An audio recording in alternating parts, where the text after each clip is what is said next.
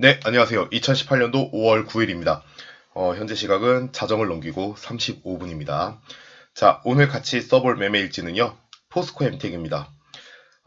이 종목을 이제 거래하신 분들이 덜어 있었어요. 그래서 이거에 대해서 말씀드리도록 하겠습니다. 포스코 엠텍 한번 살펴보도록 하죠. 사업 영역.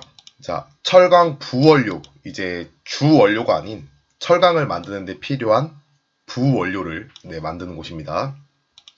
주 원료는 철광석이겠죠, 그쵸? 자, 알루미늄 탈산제, 페로실리콘, 페로망간. 이게 이제 처음 들어보시는 분들도 계실 거예요. 그래서 간단하게 말씀을 드리자면은, 그 철광석에서 이제 저희가 철강을 만들어낼 때, 탈산제, 그러니까 산소 성분을 빼는, 그런 성분의 그 재료입니다. 자, 그래서 산소를 빼야만 단단해지기 때문에, 그 중간에 뭐 기포라든가, 저도 정확히는 모르지만, 그런 것들이 이제 없어져야 단단한 철강이 만들어지기 때문에 이런 것들을 사용하게 되고요. 또 이런 페로실리콘, 페로망간, 이런 것 같은 경우에는, 그 안에 들어가 있는 약간 뭐라고 하죠? 불필요한 요소들을요, 제거해주는 역할을 한대요. 자, 그런 내용으로 알고 계시면 되고, 어쨌든 단단한 철강을 만드는 데 필요한, 거기에 들어가는 재료들입니다. 자, 철강 부원료, 그리고 포장 엔지니어링, 생산한 철강을 용도에 맞게 포장하는 기술, 그리고 설비, 뭐 여러 가지 모양으로 만들어질 수 있잖아요. 그거를 적절하게 사용할 수 있게끔 이제 롤로 감는다거나 그런 기술, 설비, 장비 이런 것들을 보유하고 있습니다. 자, 해외 법인 및 지점, 인도네시아에 이제 공장이 있죠. 과거에 이제 움직였던 사례들을 좀 살펴보면은 비철금속 가격 변화에 따른 수익성, 그쵸? 얘네들이 전부 다 이제 비철금속으로 분류가 되거든요. 이 친구들의 가격 변화에 따라서 그 회사 수익성이 달라질 수 있겠죠. 원재료비가 변하니까요. 자, 철강 사용량이 증가하게 되면은 당연히 이 부분에 대해서도 어떤 수익성이 높아질 수 있다고 볼 수 있고요. 남북 경제 교류 간, 이제 최근에 뜬 테마죠. 그쵸? 남북 경제 교류 간 경제 기반 시설, 이제 각종 인프라가 구축이 돼야겠죠. 뭐 철도도 깔려야 될 거고, 건설, 뭐 건물도 올라서야 될 거고, 각종 설비, 뭐 기반 시설 이런 것들이 갖추어지려면은 철강은 이제 빼놓을 수 없으니까, 그러한 과정에서 이제 최근에 또 주가가 많이 상승을 했다. 그렇게 볼 수 있겠습니다. 어디까지나 개인적인 생각일 뿐, 실제로 맞는지는 잘 몰라요. 자, 그래서 여러분들이 이제 이거를 매매를 하셨는데, 이거에 대한 기술적인 분석을 잠깐 같이 해보도록 하겠습니다. 큰 상승이 있었어요. 큰 상승이 있었고, 한번 받쳐주고 난 이후에 주가가 박스권 안에 가두어져 있습니다. 자, 그 과정에서 검색기에 어제 이렇게 대량의 거래량을 동반한 장대 항공이 발생을 했고, 저희는 그 매수가를 구했을 겁니다. 그쵸? 자, 여러분들이 지금쯤이면 많이 이제 공부하셨으니까 아실 겁니다. 자, 여기 나와 있는 이 캔들 패턴, 관통형이죠. 그쵸? 상승 관통형. 자, 손바뀜이 일어나는 모습에서는 이런 것들이 자주 관찰이 된다. 한번 이걸 다시 한번 설명해 보도록 하겠습니다. 음봉이 작게 일어났죠. 그쵸? 음봉이 작게 일어났다. 누가 그런 말씀을 하시더라고요. 그 메시지를 보낼 수 있는 기능이 있었는데 유튜브에서 말씀을 너무 빨리 하시는 것 같아요. 천천히 해주세요. 그렇게 누가 쪽지를 보냈었는데 긴장을 해서 잘 안 됩니다. 자, 이렇게 작은 음봉이 발생을 했고요. 그리고 그 다음 커다란 음봉이 발생한 형태입니다. 이 음봉을 전부 다 잡아먹었죠. 관통형이다, 뭐 장악형이다, 뭐 이런 식으로 부를 수 있습니다. 자, 의미는 크게 다르지 않아요. 세력들은 저희보다 항상 빨리 판다, 그리고 빨리 산다. 이거를 가지고 이제 이야기를 해보는 거죠. 세력들이, 자주 이야기한 거니까 빨리 하겠습니다. 세력들이 팔아도 항상 먼저 팝니다. 그쵸? 저희보다 항상 손이 빨라요. 그리고 나서 여러분들은 주가가 떨어진다, 이 모습을 보고 팔기 시작을 하는 겁니다. 그쵸? 대부분이 이래요. 어쩔 수 없어요. 그리고 나서 세력들이 다시 끌어올리죠. 끌어올릴 때 먼저 산다. 아이고. 먼저 산다. 저희보다 항상 발 빠르게 먼저 삽니다.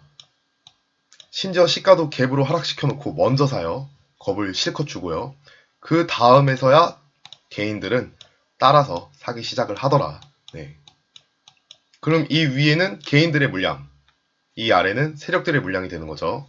자, 서로 손바뀜이 일어난 상태. 이것을 잘 관찰하셔야 됩니다. 여기에 이렇게 세력들이 먼저 팔게 되면은 여기에 이제 개인들이 물리게 된단 말이에요. 팔고 나갔으면 다행이지만, 네, 물리게 됩니다. 겁을 먹고. 근데 그 물량을 자신들이 먼저 사서, 네, 끌어올리는 겁니다. 그때 이 음봉의, 이 중심에서는 지저와 저항이 강하게 일어난다. 당연하겠죠. 이건 정말 당연한 이야기입니다. 강하게 일어난다. 이거를 뚫어 올리는 순간에는 돈을 많이 쓸 수밖에 없다. 네, 이런 말씀을 드렸어요. 자, 그러한 상태에서 손바뀜이 일어난 모습의 캔들 패턴이다. 이거를 꼭 기억하시길 바란다. 자주 말씀드렸습니다. 보일 때마다 말씀을 드릴 거예요. 그러다 보면 여러분들이 기억을 하시겠죠. 자, 다시 차트를 볼게요. 전전날에 발생한 어떤 음봉을 한 번에 다 뚫어 올렸어요. 그러면은 이 음봉에 어떤 중심 가격이 있다면은 그 가격을 들어 올리는 데는 어마어마하게 돈을 많이 썼다. 쓸 수밖에 없다. 네, 인식을 뒤바꾸기 위해서는 그만큼 돈을 써야 됩니다. 올라가려고 하면 할수록 물려있던 개인들이 털려고 할 테니까요. 그쵸? 자, 그래서 한번 보도록 하죠. 이날의 음봉을 한번 보도록 하겠습니다. 5분 봉이면 충분하겠죠? 10분 봉. 자, 이렇게 볼까요? 5분 봉으로 보겠습니다. 자, 이날이 이제 그 음봉이 발생한 날이겠죠? 그쵸? 이때 어떤 중심 가격을 한번 보도록 하겠습니다. 자, 시가는 여기고 종가는 여기가 되겠죠? 그래서 조금 정확하게. 자, 시가는 5,930원. 맞나요? 아니구나. 잠시만요. 이렇게죠, 그쵸? 자, 시가는 5,930원. 5,930. 자, 그리고 종가는 5,520원.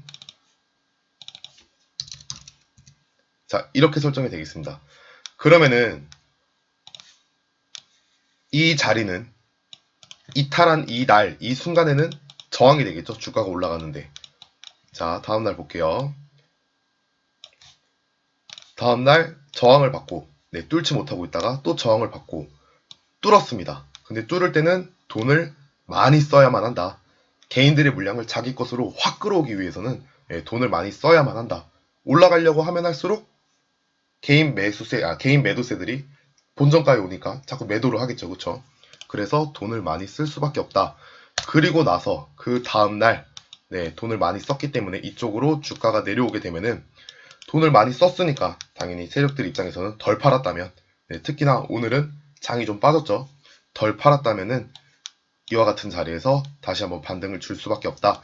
이러한 패턴으로 수익이 충분히 가능했던 종목이다. 이렇게 말씀드릴 수 있을 것 같습니다. 자, 이 가격이 얼마죠? 이 가격이 5,725니까 호가 단위 맞추면 어떻게 되겠어요? 5,730 혹은 5,720원 이런 식으로 될 수 있겠죠. 자, 그런 식으로 구할 수 있었다. 그것뿐만이 아니죠. 이거는 이제 제가 알려드리는 그 매매 방법의 내용인 거고, 이제 여러분들이 아시는 그 따로 배우셨던 매매 기법대로라면은 매수가가 얼마죠? 여기서 보고 바로 나오셔야죠. 그쵸? 매수가는 5,700원이겠죠. 5,700원. 자, 이렇게 해서 이 자리가 또 매수가의 어떤 그 매수의 기준이 여러 가지로 이제 겹치게 되잖아요. 그쵸? 이 양봉 캔들 자체에서 가지고 있던 어떤 지지와 저항과의 관계, 그것과 이 전날의 음봉에서 볼 수 있었던 그 지지와 저항의 관계, 그 가격의 위치가 겹치잖아요. 그런 경우는 비중이 많이 들어갈 수도 있습니다. 이런 경우는요. 자, 그래서 바로 떨어지자마자 매수. 세력들도 어쩔 수 없죠. 아무리 장이 빠져도, 아무리 경고 종목이라 하더라도 어쩔 수 없죠. 반등은 한번 줄 수 있다. 자, 그래서 수익이 가능했던 종목이었고요. 총 수익폭은 거의 10% 가까이 나왔는데, 예, 원칙대로 하셨다면은, 뭐 아마 작으면 2%, 예, 크면 5% 선에서는 전부 다 분할 매도가 끝나셨을 거라 봅니다. 자, 어쨌든 이와 같은 과정으로 포스코 엠텍이 매매가 가능했다 알려드리고요. 여기도 마찬가지예요. 네. 말씀드렸던 부분인 것 같기도 하고. 자, 이거는 잉태형이죠. 그쵸? 네. 잉태형이기 때문에 마찬가지로 그 중심을 돌파하기 위해서는 어마어마한 돈을 쓸 수밖에 없다. 자, 그래서 눌릴 때 사고 반등 이런 것들도 충분히 가능하겠죠. 자, 어쨌든 포스코 엠텍 이렇게 해볼 수 있었고요. 장이 빠진다 하더라도요. 예, 여러분들이 믿고 매매하시는 부분이 있다면은 비중을 줄였으면 줄였지 매매를 쉬는 거는 연습하시는 동안에는 매매를 안 쉬셨으면 좋겠습니다. 여러 가지 상황을 자꾸 경험해 보시는 게 좋아요, 지금은. 그러니까 장이 안 좋기 때문에 뭐 피한다, 뭐 이거보다는. 이거 말고도 오늘 또 종목이 또 나왔죠. 행남사. 제가 지난번에 올려드렸던 행남사도 이 자리 그대로에서, 예, 그대로에서 반등이 나왔습니다. 그쵸? 네. 자, 이것도 결국에는 원리는 똑같다. 예, 원리는 크게 다르지 않더라. 자기가 아무리 관리 종목이라 하더라도 그게 부담이 되시면은 뭐 비중을 줄이거나 아니면 모니터링만 해보신다든가 어쨌든 하루라도 예, 매매를 단타 매매를 하신다면은 하루라도 매매를 빼먹지 않고 계속 지속적으로 하면서 어떤 소중한 경험을 많이 누적하셨으면 좋겠습니다. 자, 오늘 여기까지 이야기하도록 하고요. 내일 매매도 성공적으로 하시길 바라겠습니다. 수고하셨습니다.